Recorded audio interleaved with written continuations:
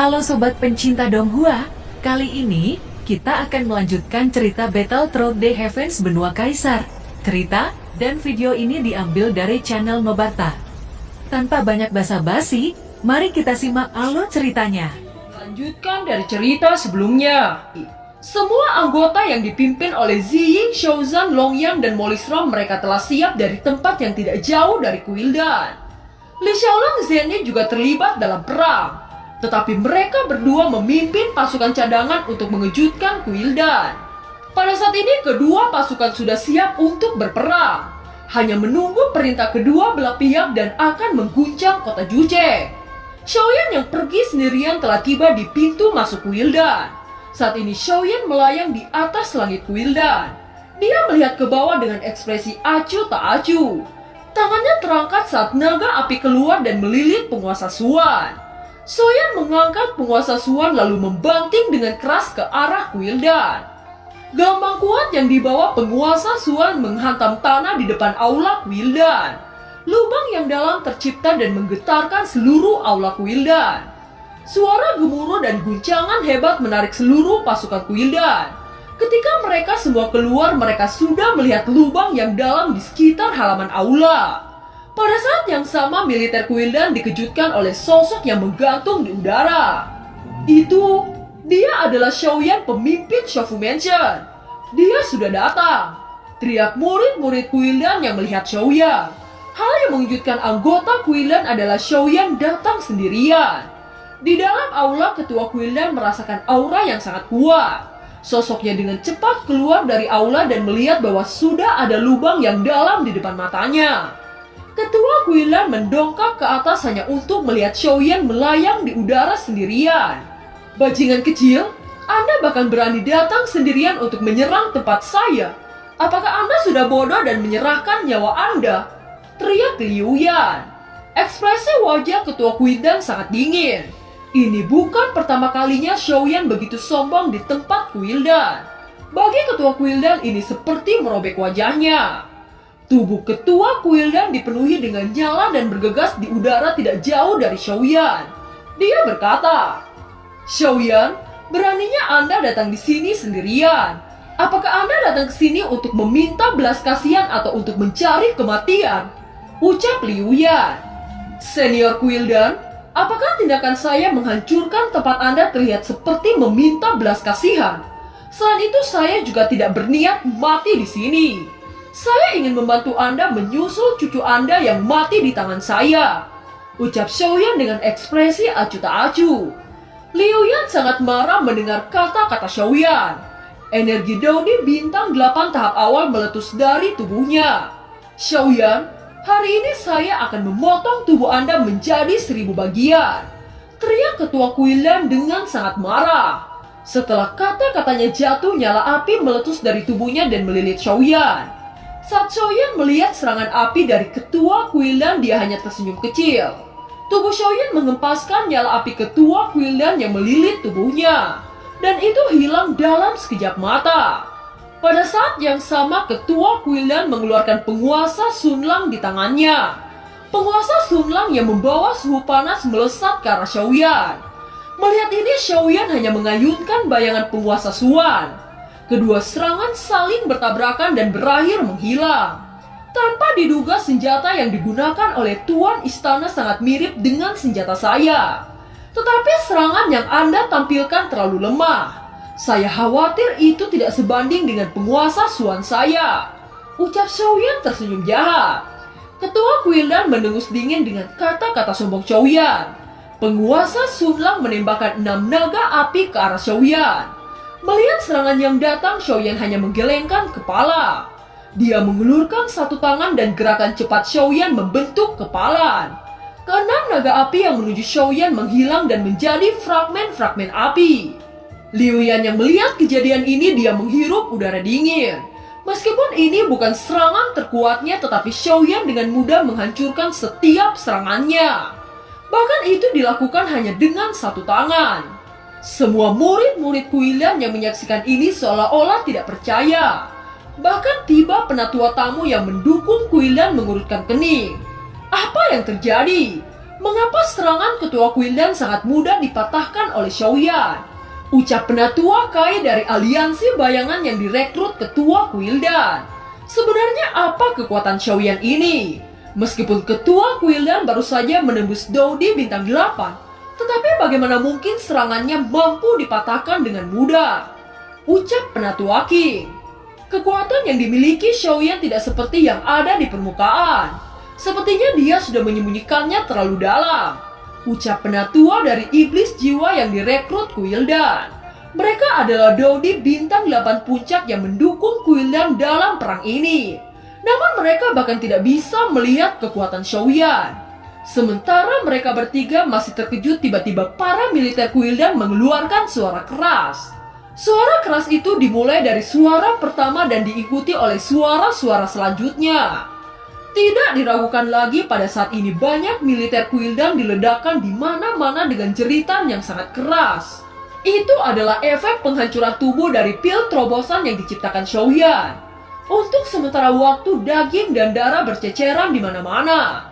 Meskipun beberapa murid di Quildan yang tidak mengkonsumsi pil terobosan, tetapi mereka yang terkena dampaknya kurang lebih banyak yang terluka bahkan meninggal.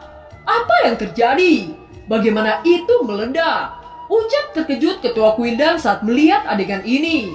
Xiaoyan tertawa lalu berkata, "Hahaha, bom tubuh ini sepertinya tidak semeriah tahun baru." Ucap Xiaoyan tertawa di depan ketua Quildan. Ketua Quildan tiba-tiba teringat kata-kata yang dikatakan Xiaoyan sebelumnya. Ledakan itu pasti disebabkan oleh Xiaoyan. Wajah ketua Quildan yang dipenuhi dengan kemarahan kini menjadi semakin marah. Pil terobosan yang dijual oleh orang-orang itu adalah strategi untuk menghancurkan Quildan dari dalam. Sekarang tampaknya itu juga ulah dari Xiaoyan. Apakah sekarang Anda sudah menyadarinya? Sayangnya itu sudah terlalu terlambat. Sekarang setidaknya pil yang saya buatkan secara khusus sudah melenyapkan ribuan tentara Anda. Ucap Xiaoyan. Xiaoyan, jangan terlalu senang dulu. Itu hanya jumlah kecil dari pasukan Quildan saya. Selain itu sekarang tidak akan ada leluhur suku monster untuk membantumu lagi. Saya harap Anda tidak akan menangis ketika akan mencapai ajalmu nanti. Ucap ketua Quildan tersenyum dingin. Meskipun dia tidak tahu trik apa yang dimainkan Xiaoyan, namun dengan Xiaoyan berani datang sendiri itu sudah membuat rasa percaya diri ketua Quildan untuk bisa membunuhnya. Menanggapi perkataan itu, Xiaoyan hanya tersenyum saat berkata, "Untuk berurusan denganmu saya tidak perlu leluhur suku monster untuk keluar." Ucap Xiaoyan.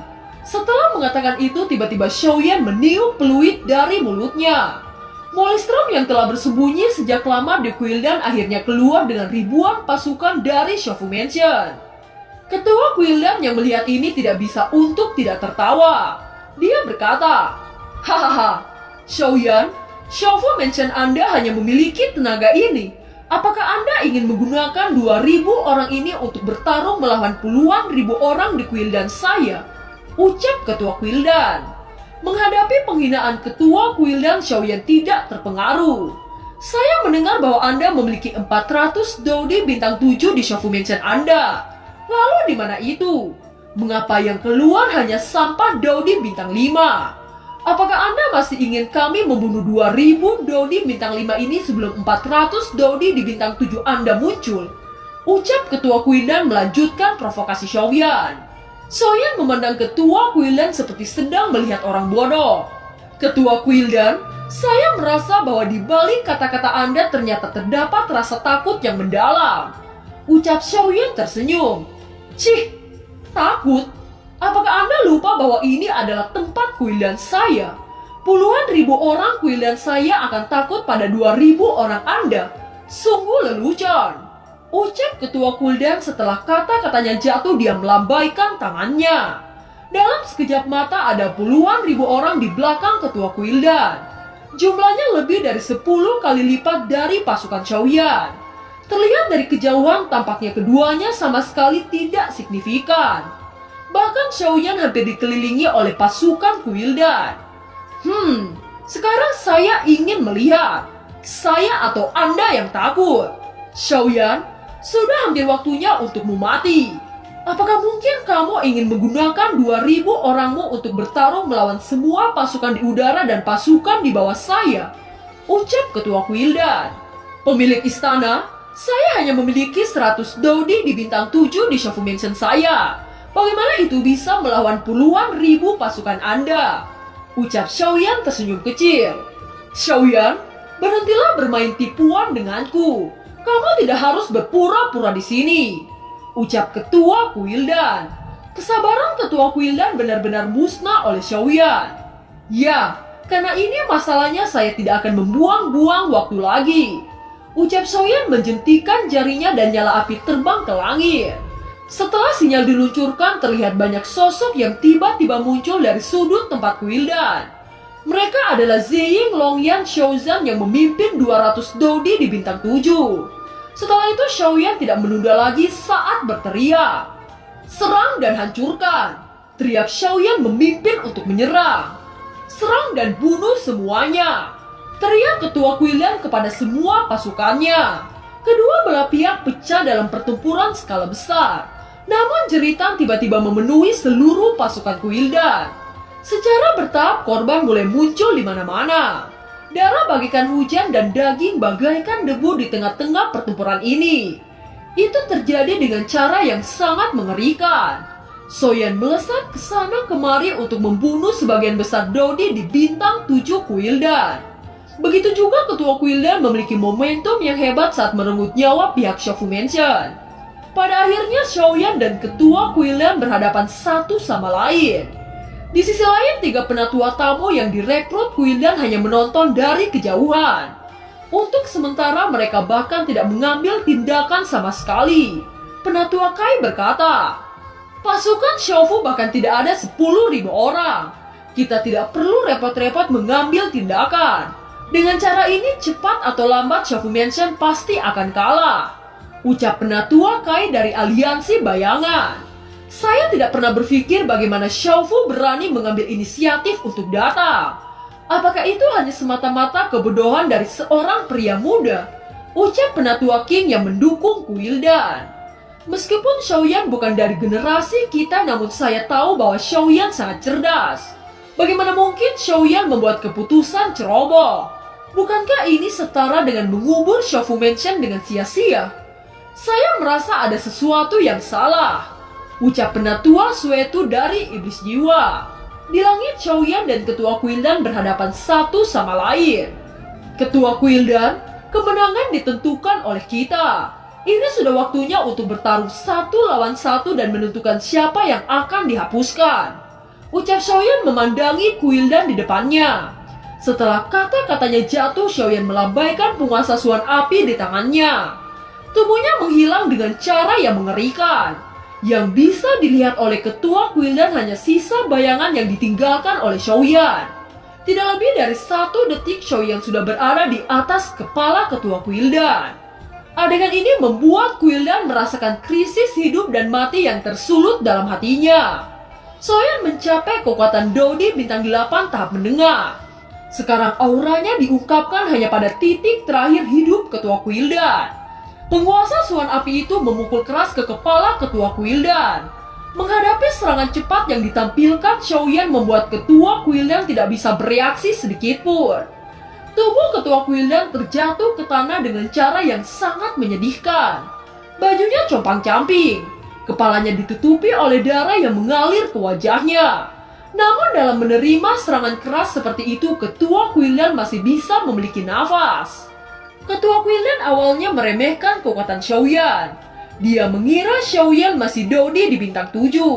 Namun sekarang Xiaoyan jauh lebih kuat daripada dirinya sendiri. Ketua Quildan segera berjalan dengan tertatih-tatih. Dia melihat ke penatua Iblis Jiwa lalu berkata, "Tuan, bunuh Xiaoyan!" teriak Ketua Quildan. Penatua Iblis Jiwa itu mendengus dingin. Dalam sekejap sosoknya sudah tidak jauh dari Xiaoyan. Xiaoyan bereaksi hampir seketika. Dia menyebarkan lautan api surgawi untuk membuat celah dan mundur. Namun serangan yang tersisa membuat tubuh Xiaoyan terhuyung-huyung. Ini adalah Iblis Jiwa. Ucap terkejut Xiaoyan setelah berhasil menstabilkan tubuhnya dan melihat sosok merah dari jauh. Momentum yang dipancarkan dari tubuh iblis jiwa itu mencapai tahap akhir bintang 8. Dan film pun berakhir. Terima kasih telah menyimak dari awal sampai akhir ya. Sampai jumpa.